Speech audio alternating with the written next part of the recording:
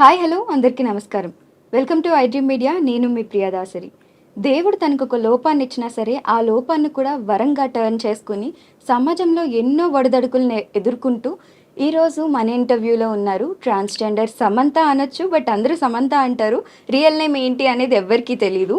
సమంత వాయిస్తో ఇన్స్టాగ్రామ్లో అందరినీ అలరిస్తూ మనందరికి ఎంతో దగ్గర అయిపోయారు. సో తనతో మాట్లాడి అసలు ఎందుకని ఇలా మారాల్సి వచ్చింది ఏంటి, అలానే సమంత వాయిస్ అనేది నిజంగా ప్రాక్టీస్ చేస్తే వచ్చిందా లేకపోతే అలానే వచ్చిందా ఏంటి అనేది తెలుసుకుందాం. హాయ్ నైనా. హాయ్. సో అందరు సమంత అంటారు. నేను ఇన్స్టాగ్రామ్లో అరికా నైనా అని చూసాను కాబట్టి చెప్తున్నాను. ఈ సమంత అని అసలు ఎలా వచ్చింది? అది నిజానికి నేను చాలా సార్లు ఇన్‌స్టాలో కొన్నిసార్లు నా వాయిస్‌తో వీడియోస్ చేస్తూ పెట్టా. సో, దానివల్ల ఇంకా చూసే పబ్లిక్ సమంత, సమంత ఇంకా వాళ్ళే పెట్టారు పేరు, నేను పెట్టుకోలే. ఓకే. అంటే మీరు చాలా ఎక్కువ సమంత గారిని ఇష్టపడి ప్రాక్టీస్ చేయడం వల్ల ఈ వాయిస్ వచ్చిందా లేకపోతే నిజానికి నార్మల్‌గానేనా? సమంత అంటే చాలా ఇష్టం. బట్ అలా అని ప్రాక్టీస్ చేయలా. హ్మ్. నాకు వాయిస్ సమంత అని తెలిసినప్పటి నుంచి నేను తనని ఇష్టపడ్డా. ఓకే. ఫస్ట్‌లో అలా ఏం ఉండేది కాదు. ఓకే. మీకు నార్మల్ వాయిస్ ఎలా ఉంటది? ఒక్కసారి నార్మల్ మాట్లాడగలరా అసలు? రాదా ఇంకా? అంటే ఇలా మాట్లాడి ఒక్కోసారి అలవాటయిపోయిందా? ఆహ్, మా ట్రాన్స్ ఉమెన్స్‌లో వాయిస్ కొంచెం డిఫరెంట్‌గానే ఉంటుంది కదా! హ్మ్. సో, నాది కొంచెం టోటల్ సామ్‌లా ఉండడం మా వాళ్ళు కూడా అడుగుతూ ఉంటారు. "ఏమైనా సర్జరీ చేయించుకున్నావా? లేకపోతే ఏమైనా థెరపీ తీసుకున్నావా? హ్మ్. లేకపోతే ప్రాక్టీస్ ఏమైనా చేశావా? డబ్బింగ్ ఆర్టిస్ట్‌గా ఏమైనా చేశావా?" హ్మ్. బట్ అవన్నీ నాకు తెలీదు. హ్మ్. నేను చిన్నప్పటి నుంచి ఇలానే మాట్లాడుతూ వచ్చా. So, okay. దానివల్ల ఇలా అంటే ఉండిపోయింది. అబ్బాయి వాయిస్ అనేది అసలు మీ అబ్బాయి వాయిస్ ఎలా ఉంటదనేది మీకు కూడా తెలీదు. అసలు నేను ఓకే. కొన్ని సార్లు ట్రై చేస్తూ ఉంటా కూడా. మెయిల్ వాయిస్ వస్తే బావుండేమో ట్రై చేద్దామని. నో. హ్మ్. అసలు అబ్బాయి వాయిస్ అనేది మీకు తెలీదింకా. ఓకే. రాదు. ఏ ఏజ్‌లో మీరు తెలుసుకున్నారు మీకు నాకు డిఫరెంట్ ఇంటర్ ఫీలింగ్స్ ఉన్నాయని? అయిపోయింది. ఇంటర్ అయిన తర్వాత చేంజ్ అయ్యాను. ఓకే. అప్పటి వరకు కూడా వాయిస్ ఇట్లానే వచ్చేదా మరి? అప్పుడు కూడా ఇలానే ఉండేది. చాలా ఫెమిని. ఓకే. వాళ్ళు కూడా అనేవారు, "నీ వాయిస్ అమ్మాయిలా ఉంటుంది. హ్మ్. ఎందుకలా ఉంటుంది" అని. హ్మ్. బట్ ఐ డోంట్ నో, అది మెచ్యూరిటీ లెవెల్ లేని ఓకే. స్టేజ్ కదా! ఓకే. ఓకే. తెలుసుకోలేదు. అయితే సమంత గారి డైలాగ్ ఒకటి చెప్పుకొని తర్వాత మీ ఇంటర్వ్యూ క్వెషన్స్‌లోకి వెళ్దాం మరి. యాహ్! ఖచ్చితంగా. ఫస్ట్ లవ్ అంత ఈజీగా పోదు. మర్చిపోవడం జరగదు కార్తీక్. ఈ 3 ఇయర్స్‌లో నన్ను మర్చిపోయావనే అనుకున్నా. బట్ ఇప్పుడే అర్థమైంది, నువ్వు నన్ను ఇంకా లవ్ చేస్తున్నావని. నీతో మాట్లాడడం మా నాన్నగారు చూస్తే ఏమైనా అనుకుంటారని భయం కార్తీక్. కానీ ఇప్పుడు అలా కాదు. ఈ 3 అవర్స్ నీతోనే ఉండాలనుకుంటున్నా. ఈ 3 గంటల పాటు నాతోనే ఉండగలవా? సో, ఏ మాయ చేసావే. ఓకే. సో, యాక్చువల్లీ కళ్ళు మూసుకొని నిజంగా సమంత గారి వాయిస్ లానే ఉంది. ఎగ్జాక్ట్ ఒస్తుంది. సో, మీకొచ్చే కామెంట్స్ కూడా అన్నీ ఇలానే వస్తుంటాయి ఆ! అనుకుంటాను కదా! కామెంట్స్ కూడా ఆల్‌మోస్ట్ సమంత ఆర్ మృణాల్, హ్మ్. ఇంకా ఇంతే. మాక్సిమం నభా సాంఫిక్స్. నటేష్‌లా ఉన్నారు అనేసి కూడా ఈ మధ్య కొన్ని మీమ్స్ ఒస్తున్నాయి. యాహ్! మేబీ నేను ఒక ఫోటోని పెట్టుకున్నా. హ్మ్. అంటే 'నభా నటేష్' గారు రీసెంట్‌గా ఒక కేరళ స్టైల్‌లో తీసుకున్నారు. హ్మ్. సో, నేను అంతకు ముందు 'వరలక్ష్మి వ్రతానికి' కూడా అదే స్టిల్‌లో తీశాను. హ్మ్. సో, పక్కన పెడితే కొంచెం ఫేస్ కట్ అయితే దగ్గరగానే ఉంది అనిపిచ్చింది. But okay. I don't know. Okay. So, me schooling ఎలా ఉండేది? అంటే మీకు ఇంటర్ నుండే కదా ఫీలింగ్స్ స్టార్ట్ అయ్యాయి. లేదు, ఫస్ట్ నుంచి మాకు ఎయిత్ ఆర్ నైన్త్ నుంచి తెలిసిపోతాయి. బట్ హ్మ్. అది మెచ్యూరిటీ లెవెల్ ఉండదు కదా! హ్మ్. హ్మ్. అంతగా అబ్జర్వ్ చేయలేం మేము. ఓకే. సో, దాని తర్వాత ఇంటర్‌లోకొచ్చాక నాకు నేనేంటో తెలుసు. ఓకే. సో, చేంజ్ అవ్వాలి అనుకుంటే ఇటు సొసైటీని ఫేస్ చేయాలి, హ్మ్. ఫ్యామిలీని ఫేస్ చేయాలి. హ్మ్. కొంచెం భయం ఉండేది. హ్మ్. సో, ఇంటర్ అయిపోయిన తర్వాత ఇది నా లైఫ్ కదా! హ్మ్. అందరి కోసం నేను సాక్రిఫైస్ చేయలేను. హ్మ్. So, I want freedom. అందుకనే చేంజ్ అయ్యా. ఓకే.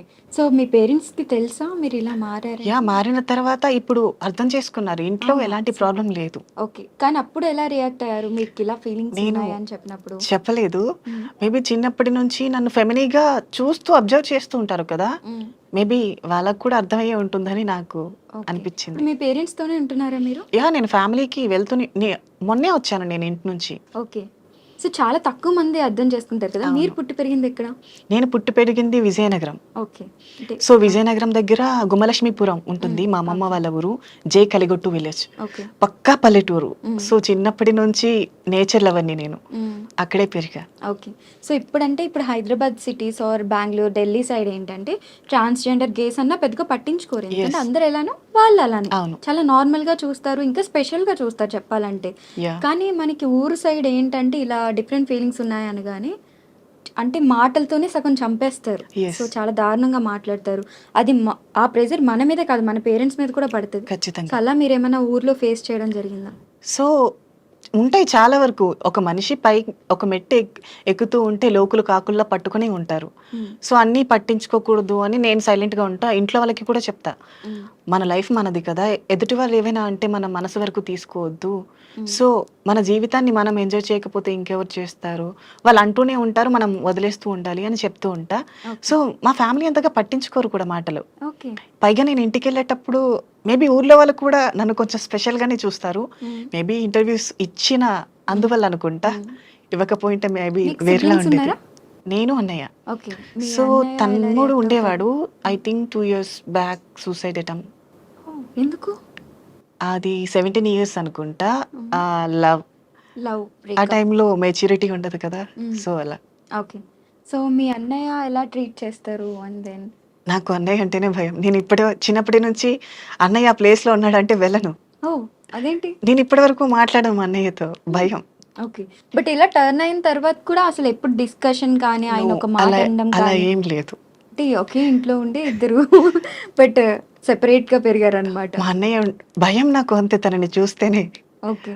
ఎందుకలా? ఏమో చిన్నప్పటి నుంచి భయం, ఎప్పుడు మాట్లాడలా.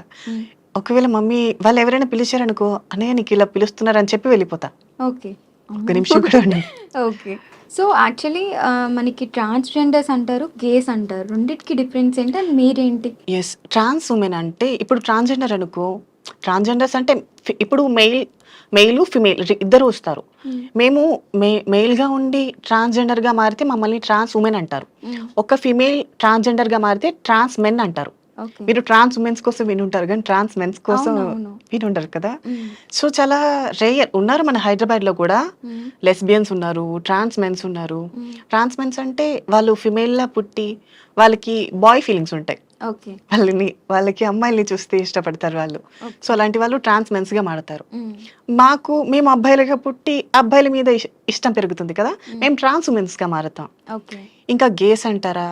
గేస్ అంటే ఇప్పుడు వాళ్ళు బాయ్ లానే ఉంటారు, బట్ ఫీలింగ్స్ మాత్రం ఫీమేల్లో ఉంటాయి. ఓకే. వాళ్ళు చేంజ్ అంటే అవ్వాలి. ఇలా డ్రెస్సింగ్ కానీ ఏది మార్చుకోరు, ఎస్, మార్చుకోరు. అబ్బాయిలానే ఉండే అమ్మాయిల మీద ఫీలింగ్స్ ఉంటాయి అన్నమాట. ఎస్ సో ట్రాన్స్ అంటే ఏంటంటే కంప్లీట్ అమ్మాయిలాగా టర్న్ అయిపోయి ఆపరేషన్స్ ఎస్. చేయించుకుంటారు.